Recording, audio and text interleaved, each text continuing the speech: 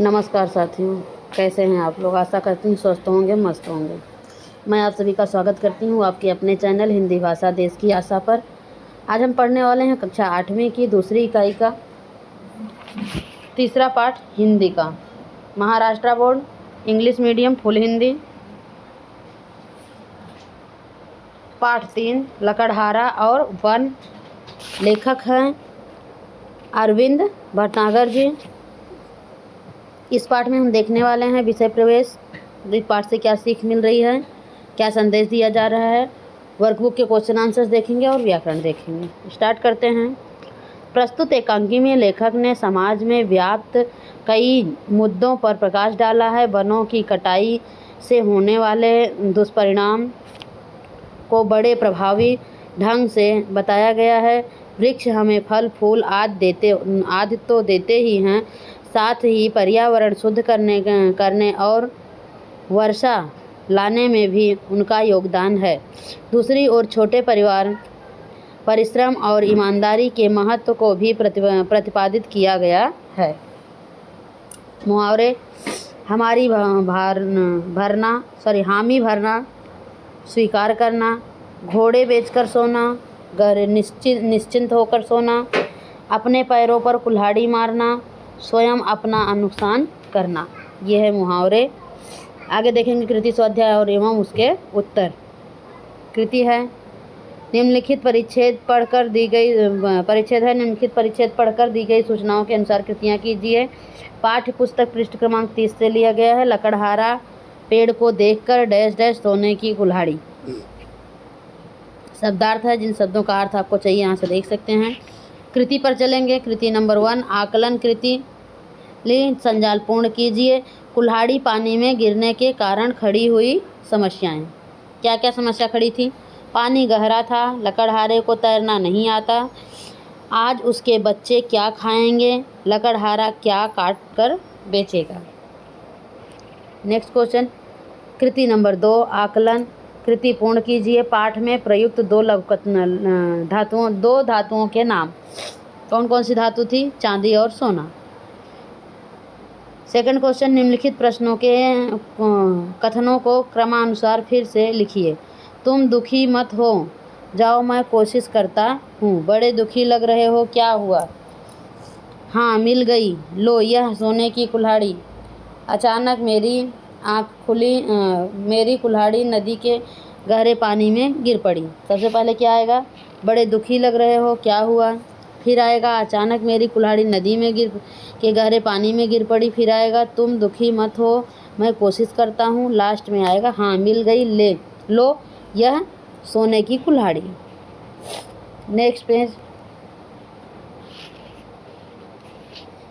कृति number 3 शब्द संपदा परिच्छेद पढ़कर परिच्छेद में प्रयुक्त विशेषण ढूंढकर लिखिए। कितने? 4। गहरा, भाग्यवान, दुखी, मेरी। परिच्छेद में प्रयुक्त प्रत्यय युक्त शब्द ढूंढकर शब्द और प्रत्यय अलग करके लिखिए। पहला शब्द है चिंतित। चिंतित में चिंता मूल शब्द है, इत प्रत्यय है। भाग्यवान में भाग्य मूल शब्द है, वान प्रत्यय है। कृति नंबर 4 स्वमत अभिव्यक्ति। दूसरों की मदद करने से आनंद की अनुभूति होती है। विषय पर अपने विचार 25 से 30 शब्दों में लिखिए। मानव जीवन का उद्देश्य है अपने मन, वचन और शरीर से दूसरों की मदद करना। अक्सर देखा जाता है कि जो लोग दूसरों की मदद करते हैं वे तनाव रहित रहते हैं, उन्हें मानसिक शांति और आनंद का अनुभव होता है, उनका जीवन संतोषपूर्ण होता है। मनुष्य एक सामाजिक प्राणी है। समाज में रहते हुए उसे आगे बढ़ने और उन्नति करने के लिए समय समय पर दूसरों की मदद की आवश्यकता पड़ती है। जब सभी लोग एक दूसरे की आवश्यकता को समझते हैं हुए मदद के लिए हाथ बढ़ाते हैं, तभी एक स्वस्थ समाज का निर्माण संभव है। यह तथ्य सर्वविदित है कि परिवार, समाज और सारी दुनिया आपसी सहयोग और भाईचारे की भावना से ही चल रही है। कष्ट, संकट या आपदा कभी भी किसी पर भी आ सकते हैं। ऐसे समय में देश विदेश की सीमाओं को भुलाकर लोग मदद के लिए आ खड़े होते हैं। इसके पीछे दूसरों की मदद करने की भावना ही काम करती है। पाठ्य पुस्तक पृष्ठ क्रमांक 30 से लिया गया है। दूसरा परिच्छेद, लकड़हारा नहीं भाई, मैं तो डैश डैश सूखी लकड़ी काटोगे, शब्दार्थ है। इसके बाद कृति नंबर 1, आकलन, संक्षेप में उत्तर लिखिए। भगवान की शर्त, भगवान की क्या शर्त थी वो बतानी है। भगवान की शर्त थी लकड़हारा हरे भरे पेड़ को नहीं काटेगा, न ही लालच में पड़कर ज़रूरत से अधिक सूखी लकड़ी काटेगा। दूसरा क्वेश्चन, वाक्य पूर्ण कीजिए। मुसीबत के समय एक दूसरे के काम आना तो हमारा धर्म है। नेक्स्ट क्वेश्चन, मेहनत और ईमानदारी से जो मिलता है वही मेरा धन है। कृति नंबर 2, आकलन, किसने किससे कहा, लिखिए। लो भाई, इस बार तो यह लोहा ही हाथ लगा है। एक बात मेरी समझ में नहीं आई, तुम्हारा यह उपकार मैं जीवन भर नहीं भूलूंगा। मैं तुम्हारी ईमानदारी से बहुत प्रसन्न हूँ। ये चारों सेंटेंस कौन किससे कहा वो बताना है। पहला, लो भाई, इस बार तो यह लोहा ही हाथ लगा है, ग्रामीण ने लकड़हारे से कहा। दूसरा, एक बात मेरी समझ में नहीं आई, ग्रामीण ने लकड़हारे से कहा। तुम्हारा यह उपकार मैं जीवन भर नहीं भूलूंगा, लकड़हारे ने ग्रामीण से कहा। मैं तुम्हारी ईमानदारी से बहुत प्रसन्न हूँ, भगवान ने लकड़हारे से कहा। कृति नंबर 3, शब्द संपदा। निम्नलिखित शब्दों के वचन बदलकर लिखिए। कुल्हाड़ी, कुल्हाड़ियाँ, मुसीबत, मुसीबतें, लकड़ी, लकड़ियाँ, शर्त, शर्तें। निम्नलिखित शब्दों के समानार्थी शब्द लिखिए। सोना, स्वर्ण, कष्ट, दुख, कोशिश,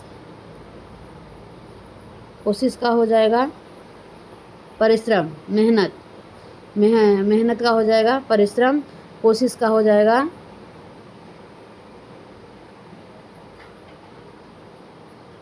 प्रयास, कोशिश का प्रयास, मेहनत का परिश्रम, कष्ट का तकलीफ।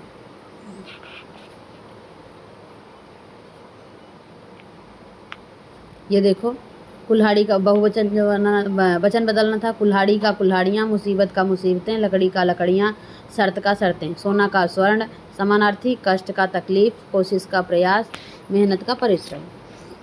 अगला परिच्छेद, कृति नंबर 4, स्वमत अभिव्यक्ति।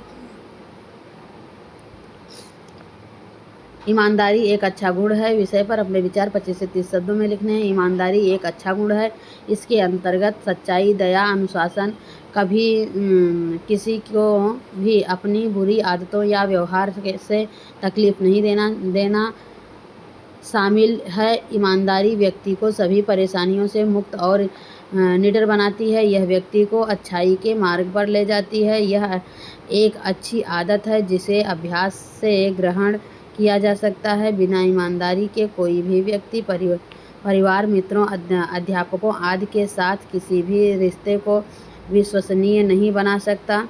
ईमानदारी रिश्तों में विश्वास का निर्माण करती है। ईमानदारी वह शक्ति है जो भ्रष्टाचार को हटाने की क्षमता रखती है, समाज की बहुत सी समस्याओं को हल कर सकती है। परिच्छेद क्रमांक 3, निम्नलिखित परिच्छेद पढ़कर दी गई सूचनाओं के अनुसार कृतियाँ कीजिए।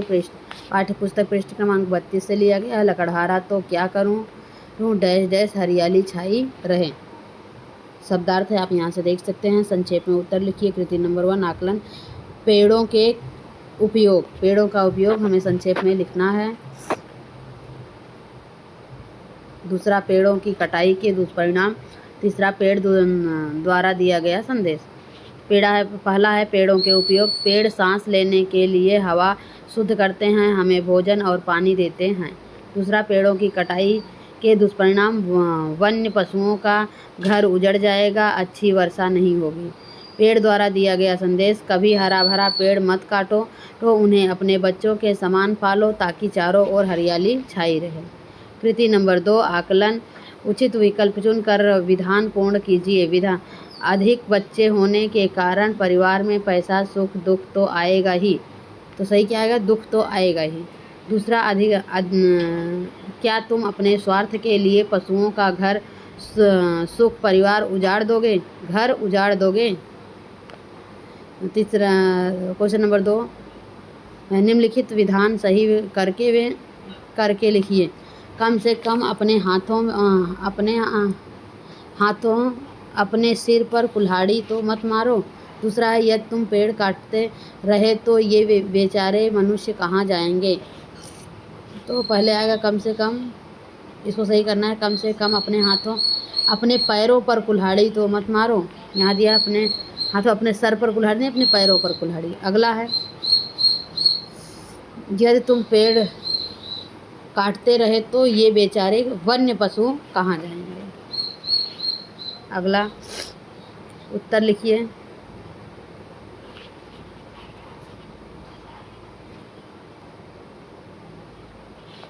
कृति नंबर 3, शब्द समता। निम्नलिखित शब्दों के विलोम शब्द उपकार, अपकार, शुद्ध अशुद्ध, समस्या समाधान, स्वार्थ परमार्थ। अभी हम दिखाते हैं लिखा हुआ भी। परिच्छेद में प्रयुक्त 2 शब्द युग्म ढूंढकर लिखिए।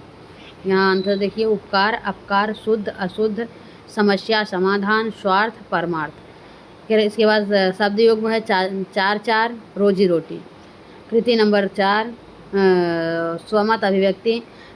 प्रकृति हमारी गुरु विषय पर अपने विचार 25 से 30 शब्दों में लिखिए। मौलिक सृजन।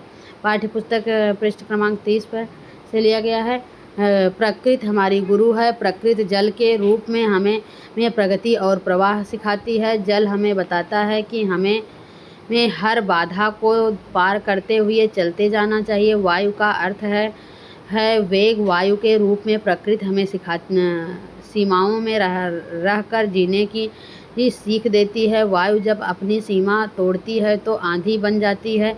उसी तरह मनुष्य जब सीमा तोड़ता है तो भूचाल आ जाता है। पृथ्वी के रूप में प्रकृति धैर्य और दृढ़ता सिखाती है। आग हमें सिखाती है अपनी ऊर्जा का सही उपयोग करना। किसी भी कार्य में अति उत्साह या अधिक ऊर्जा लगाना उस काम को बिगाड़ देता है। आकाश का अर्थ है विस्तार। जीवन को आसमान जैसा विस्तार देना संभव है, परंतु हमें सदा यह ध्यान रखना होगा कि हम अपने उद्देश्य से भटक न जाएं। ये हो गया हमारा क्वेश्चन आंसर। आगे हम देखेंगे व्याकरण और भाषा ज्ञान। पाठ्यपुस्तक पृष्ठ क्रमांक 33 से लिया गया है। पाठ में प्रयुक्त कारक विभक्ति ढूंढकर उनका वाक्य में प्रयोग कीजिए। मैंने, सबसे पहला है मैंने, कर्ता कारक वाक्य। मैंने एक लंबी किताब लिखी। दूसरा, तुम्हें, कर्म कारक वाक्य बनेगा। पिताजी तुम्हें बुला रहे हैं, मनु। तीसरा है ईमानदारी से, करण कारक। दीदी ने रुई से सुंदर गुड़िया बनाई।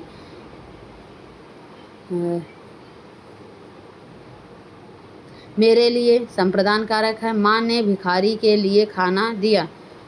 पानी में, मंदिर में आरती हो रही है। आज की रोटी, स्नेहा उत्कर्ष की बहन है। हे भगवान, हे राम, ऐसी दुर्दशा। अगला है,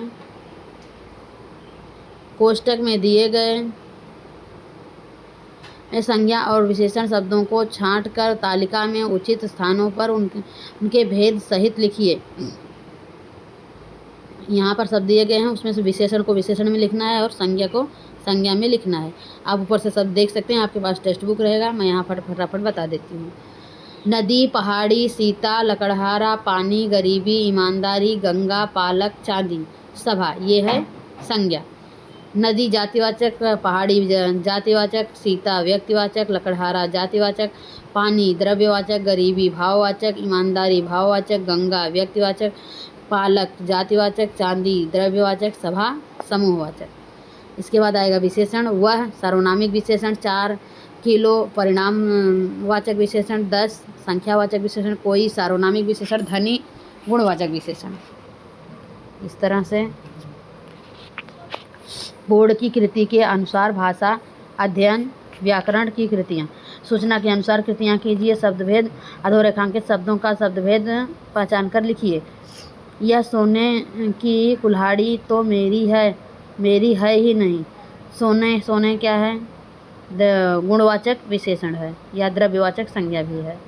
और अगला, धन्य हो भाई, मैं तुम्हारी ईमानदारी से बहुत प्रसन्न हूँ। तो तुम्हारी सर्वनामिक विशेषण होगा, क्या होगा? या मध्यम पुरुषवाचक सर्वनाम होगा क्योंकि तुमसे बना है तुम्हारी। सहायक क्रिया, निम्नलिखित वाक्यों में से सहायक क्रियाएं पहचान कर उनका मूल रूप लिखिए। सारी थकान दूर हो गई जाना। दूसरा वाक्य है, मेरी कुल्हाड़ी नदी में के गहरे पानी में गिर पड़ी पड़ना। अगला क्वेश्चन है मुहावरे। निम्नलिखित मुहावरों का अर्थ लिखकर वाक्य में प्रयोग कीजिए। लोहा मानना और दूसरा है रंगे हाथों पकड़ा जाना। लोहा मानना श्रेष्ठता स्वीकार करना। ना मुंशी प्रेमचंद ऐसे लेखक थे कि अच्छे विद्वान उनका लोहा मानते थे। दूसरा रंगे हाथों पकड़ा जाना, अपराध करते हुए प्रत्यक्ष पकड़ना। ना पुलिस ने चोरों को चोरी करते हुए रंगे हाथों पकड़ लिया।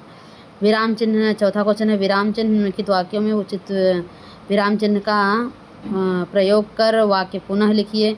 लो भाई, बस इस बार तो लोहा ही हाथ लगा है। मैंने तुम्हें पहले चांदी की कुल्हाड़ी दी, फिर सोने की दी, तुमने नहीं ली। उत्तर में आएगा लो भाई, भाई के बाद कॉमा आएगा। इस बार तो लोहा ही हाथ लगा है, पूर्ण विराम आएगा। मैं तुम्हारी पहले चांदी की कुल्हाड़ी दी के बाद कॉमा, फिर सोने की दी, तुमने नहीं ली, पूर्ण विराम। ये हो गया। फिर आएगा उपयोजित लेखन। किसी मराठी निमंत्रण पत्रिका का रोमन अंग्रेजी में लिप्यंतरण करो। ये है मराठी का। 1 फरवरी 2022 तीर्थ स्वरूप दिनुका कांस सानवी की। ये मराठी में यहाँ लिखा गया, आप यहाँ से पढ़ सकते हैं। ये देखो मैं दिखा देती हूँ ये। और इसी को रोमन अंक में मतलब इंग्लिश में कन्वर्ट करना है, वैसे के वैसे ही। जैसे देखो, ये देखो जैसे लिखा है वैसे ही मराठी में इंग्लिश में कन्वर्ट कर देना ही क्या कहलाता है? रोमन अंक। ये त्या आनु ब्रेफ मतलब जैसे मराठी में है सेम वैसे ही उसकी बस स्पेलिंग बना देनी है। उसे कहते हैं लिप्यंतरण या रोमन अंक, रोमन में लिखना। ये है मौखिक क्वेश्चन, आप यहाँ से देख सकते हैं।